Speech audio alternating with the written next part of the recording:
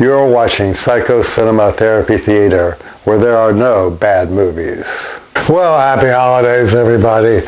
If you remember watching this last year at this time, I was reviewing the movie Nosferatu, asking, is Nosferatu a Christmas movie? And of course, as you recall, I didn't really think that highly of the movie. I haven't seen it again. One day I probably will see it again, but it's not exactly the kind of movie that compelled me to go see it.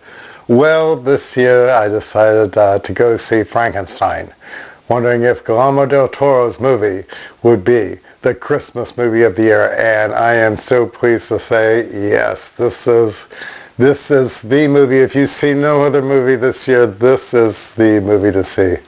Now, I have read the book Frankenstein, and I also went to Frankenstein Castle, which is in Germany, near a place called Darmstadt. And if you go further up into the mountains, you see the Frankenstein Castle. And what was interesting is the cab driver that was taking me didn't want to go further up into the castle. So I tipped him double because that really added to the experience, but he didn't want to go to the castle. But I went up there, and of course I saw the cemetery, and I saw the stones that had Frankenstein on them, indicating that this indeed was at one time a place inhabited by some actual folks named Frankenstein. And from what I read of them, they were a very strong Catholic family. They were at odds with the Reformation, and certainly at one point one of the Frankensteins did get the idea to start fooling around to create eternal life. But their way of doing it was to take the dead bodies and kind of like grind them up into some kind of smoothie, I guess. And needless to say, when that Frankenstein took this drink, which he thought was going to give him eternal life, he wound up basically dying at that time. So it had the counter. It didn't work very well for him. But in any event, Mary Shelley, Lord Byron, and Mr. Polidori, and the whole cast of crew that have haunted us for years just happened to be going by on the Rhine, and they saw the castle. And then one night, it was a dark and stormy night, as Snoopy once wrote, and they decided to have a contest to see who could write the scariest story. And out of that evening, Dracula, or the vampire, was born, rather, and so was the creature from Frankenstein. Anyway, I liked how this movie began. The director, you could tell, was trying to get as close as he could to Mary Shelley's novel without taking too many alterations. But, of course, movies being movies, alterations were taken. And this is one of the few movies. There's, of course, the Kenneth Branagh movie, and then there's a movie that was made in the 70s with Michael Saracen as the monster.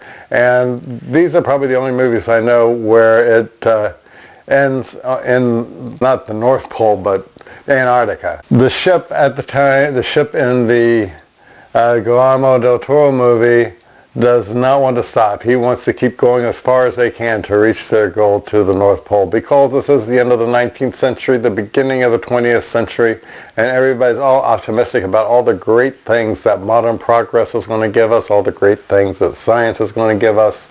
So people are excited about going forward. And of course, this book was written, half a century before any of the older movies came out, even the movie made by Thomas Edison.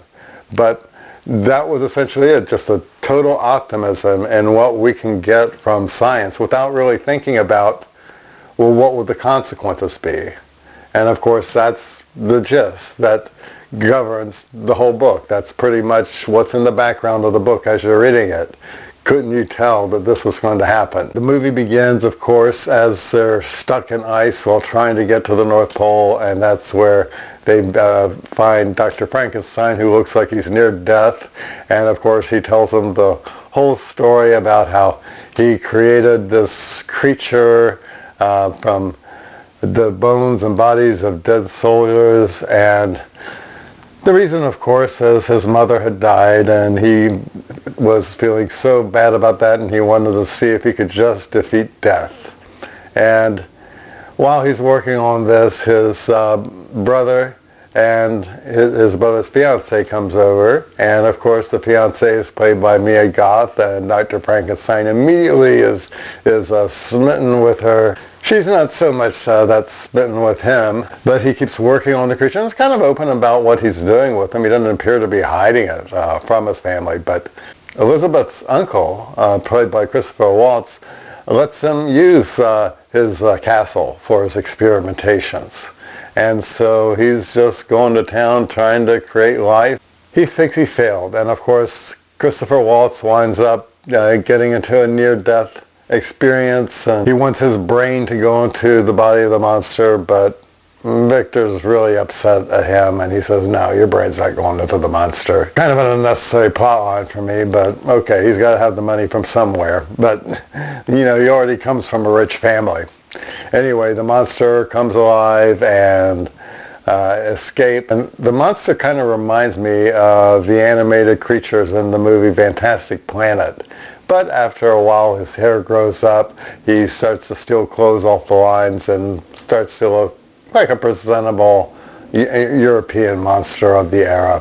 He meets the old man, of course, and the old man teaches him how to read, and he starts to read, he starts to master the English language and all.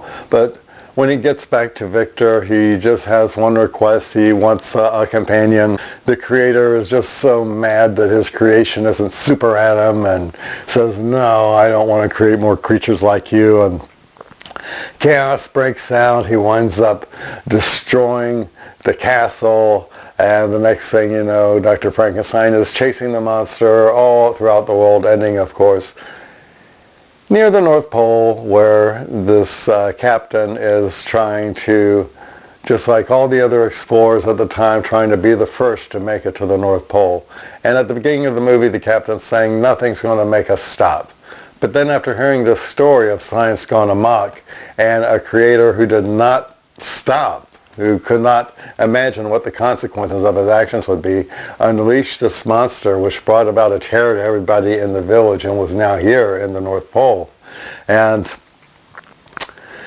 Victor dies, but the monster's there, and the monster suddenly shows a bit of compassion. And in the book, of course, the monster's going to go off into the ice and try to create a funeral pyre and throw himself on it and destroy his body. This monster knows nothing can destroy him, but he's certainly going to try, and the captain has a change of heart and decides that he's not going to risk the life of his men to make it to the North Pole. He's going to turn around and they're going to go home. So the story has definitely had an impact on him about the limitations of his ambitions. And then, which brings us to today, and this kind of shows why the book, the Mary Shelley book, has great significance for today and why it keeps getting remade, because we are at the mercy of people who are bringing about progress without really thinking about how it's going to be affecting greater society. The biggest example is AI, which threatens to take away so many jobs within the next couple years, to the point that we'll all be pretty much out of work there. But are they planning, well, what are we going to be paying these people who are now off of work? Oh no, we can't help them with their tax money. That would be socialism. Oh no, we can't do that. And so people are just pushing these issues aside. And so whatever happens once AI suddenly takes over, we don't know and we don't care. And of course, that's the message of Frankenstein, to show what happens when we don't think about what the consequences of our actions will be, whether it be scientific or otherwise. So an excellent movie, one I would definitely recommend this holiday season, because like all Christmas movies, it has snow and English people. Thank you for watching Psychocinema Therapy Theater, and if you enjoyed this video, then like and subscribe, and you'll be put on a newsletter where you'll get our weekly newsletter of reviews, articles, and all sorts of interesting whatnots. Thank you for watching.